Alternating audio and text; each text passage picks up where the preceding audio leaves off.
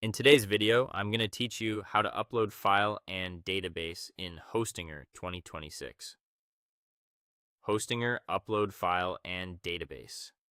We'll first upload your website files, then set up and import your database, and finally connect everything so your site goes live. Start by logging into your Hostinger dashboard and opening the hosting section. Click Manage on the hosting plan you want to use, then choose the domain where you want to upload your website. From the tools available, open File Manager. Inside, go into the public HTML directory, which is the web root where your site needs to live. At the top, click Upload, choose File, select your website file from your computer, usually a zip archive, and click Open. You'll see the upload progress begin. While that's uploading, let's create the database. Go back to the Hostinger dashboard, open Databases, and select Management. Add a database name, a MySQL username, and a secure password. When everything looks good, click Create. You should see a confirmation that the database was created successfully. Scroll down to find your new database, then click Enter PA-MyAdmin to manage it. In PA-MyAdmin, click Import at the top. Choose File. Select your database backup from your computer, typically in .sql file, and click Open. Scroll down and click Import to start the process. Give it a moment to finish. Once it's done, your database content is in place.